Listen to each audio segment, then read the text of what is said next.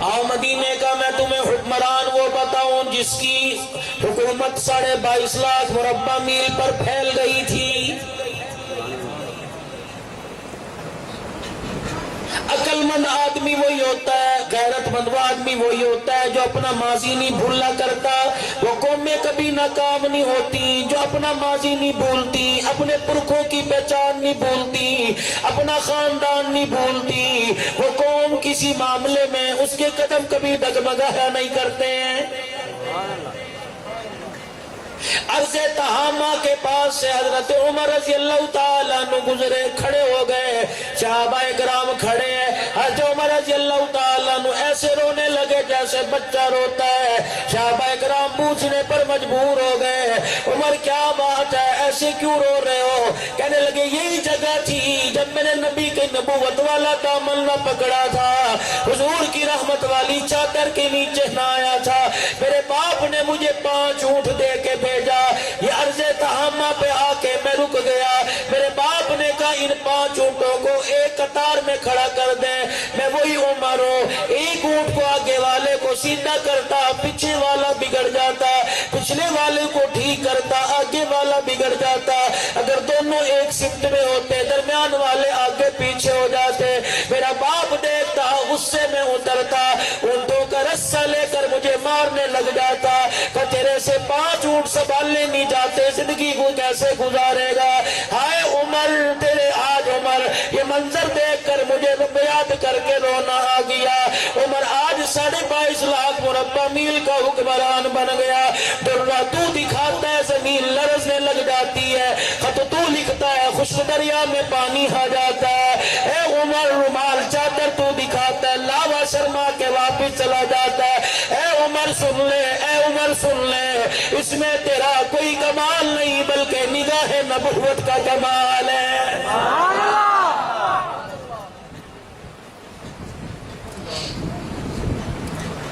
आओ मैं तुम्हें उमर रज़ी अल्लाह ताला अन्हु की खिलाफत के दौर में ले चलो। रात का वक्त है, शामों वाला उमर रज़ी अल्लाह ताला अन्हु एक मोहल्ले से गुजरे, एक गली से गुजरे, एक औरत को देखा, एक प्याली एक गोली हाथ में लेके खड़ी है। हज़रत उमर ने पूछा, बच्ची बेटी क्या बात है? कहने लगी मेरी मालका ने मुझे तेल लेने के लिए भेजा था, तेल तो मैं ले आई, रात के अंधेरे में मेरी ठोकर लग गई, मैं गिरी, तेल की प्याली भी जमीन पे गिर गई। उमर मैं तो उठ गई लेकिन तेल जमीन में जज़ब हो गया। उमर मालका मेरी बड़ी सख्त है, मारेगी पीटेगी, कहेगी काम ध्यान से नहीं करती। उमर मैं क्या जवाब दूंगी? मेरे अजीजों, अगर जेब से पैसे निकाल के दे देते, जा और तेल ले आ, ये तो आप मैं भी कर सकते थे।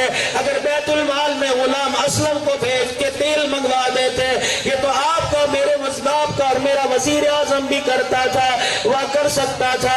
वाह उमर, तेरे अदल पर कुर्बान जाओ। तेरे अदल को जमीन भी मारती थी, बुर्रा हाथ में पकड़ा जमीन पे मार दिया।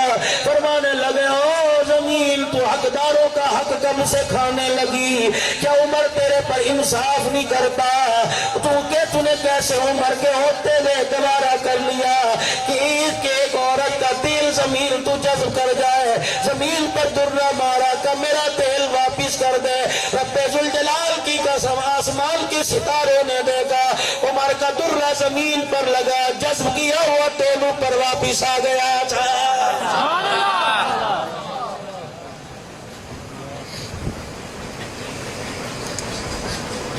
कौन उमर रज़ी अल्लाह ताला, रात का वक्त है। अब आप कहोगे ये रात की बातें क्यों बतलाता है? मैं वाकई हाकिम वक्त की बातें बतलाता हूँ। जो पहरेदार नहीं खड़ा किया करते थे बल्कि लोगों की इज्जतों के पहरेदार बना करते थे, ये वही लोग थे। अल्लाह की कसम, बाब हिजरा में मैं उमर की अदालत अभी पिछले दिनों देख के आया। मदीना की सरजमी मस्जिद नबी में बाब हिजरा, मुझे वहाँ साथियों ने कहा यहाँ उमर का मिंबर बिछे करता था, उमर यहाँ बैठ के अदल वाले फैसले किया करता था। दिन में मखलूक खुदा की खिदमत होती, रात को पहरेदारी हुआ करती थी। वक़्त बच जाया करता, सजदे में रो रो कर अपनी इस्तकामत की दुआ किया करता था। रात کا وقت ہے، پہرا دے رہے، ایک عورت دروازے پہ بیٹھی، بوڑھی عورت ہے، ضعف کمزوری کی وجہ سے سر جھکا ہوا ہے۔ سامنے والے عمر نے پوچھا اماں کیا بات ہے، گھر کیوں نہیں جاتی؟ حضرت عمر کو پہچانا نہیں، بڑھاپے کی وجہ سے حضرت عمر کو دیکھا نہیں ہے۔ کہنے لگی کیسے چلی جاؤں، 25 دینار میرے پہ قرض ہے، ڈر کی وجہ سے نیند نہیں آتی، اگر قرض ادا بھی کیے بغیر اگر میری موت آ گئی تو میں خدا پاک کو کیا جواب دوں گی؟ بیٹیوں کا حق دبا گئے، ماؤں کا حق دبا گئے، بیوی کا حق مہر دبا گئے، اللہ غنی حکومت کا حق دبا گئے، رینگنے والے جانوروں کا حق دبا گئے، اڑنے والے پرندوں کا حق دبا گئے، چوپایوں کا حق دبا گئے۔ مجھے ایمانداری سے بتلاؤ تم کیسے رات کو ایسی روم میں ٹھنڈے ٹھنڈے کمرے میں نرم نرم بستر پہ سو جاتے ہو؟ ابھی حقدار تمہارا گریبان پکڑنے کے لیے تیار ہے، مجھے بتاؤ تمہیں سکون سے نیند کیسے آ جاتی ہے؟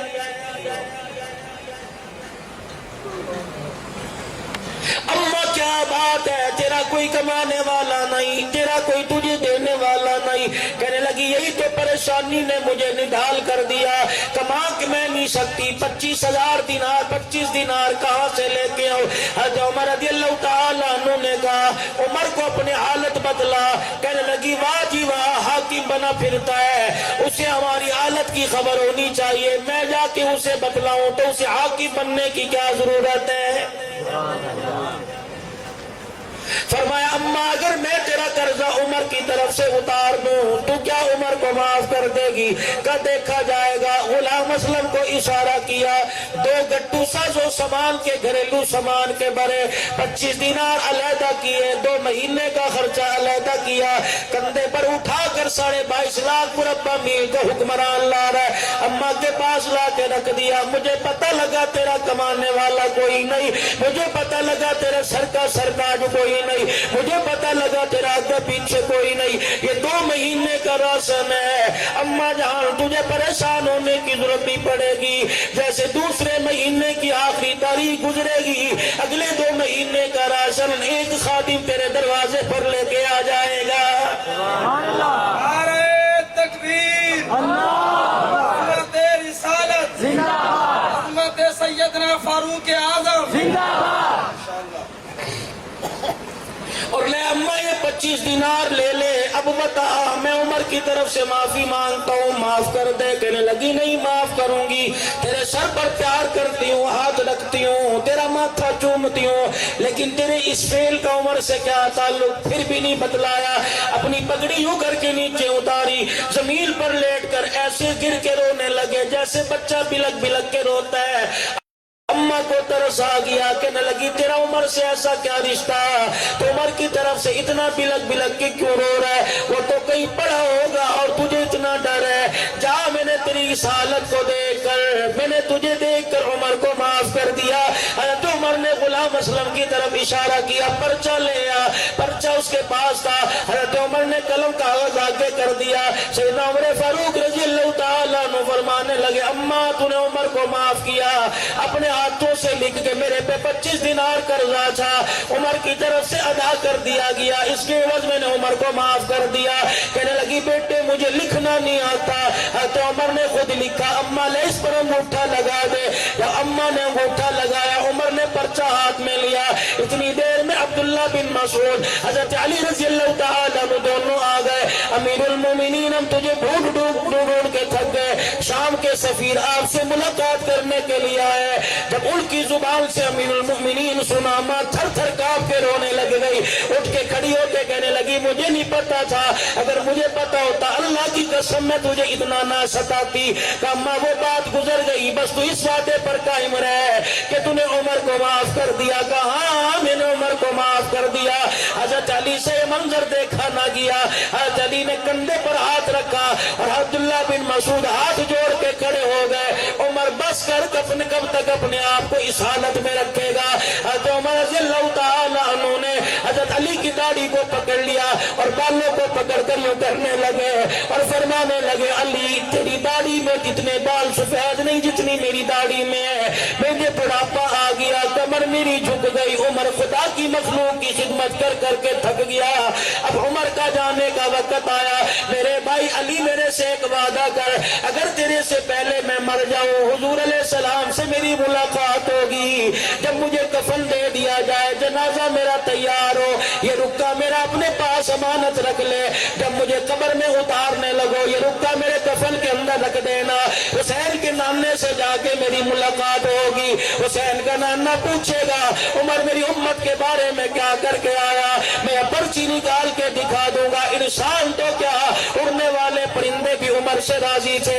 ایک عورت ناراض تھی, 25 دینار قرضہ تھا, اس کا قرضہ اتار دیا, اس نے معاف کر دیا. اپنی طرف سے نہیں کہہ رہا, اس کا معافی والا رکا عمر ساتھ لے کے آ گیا.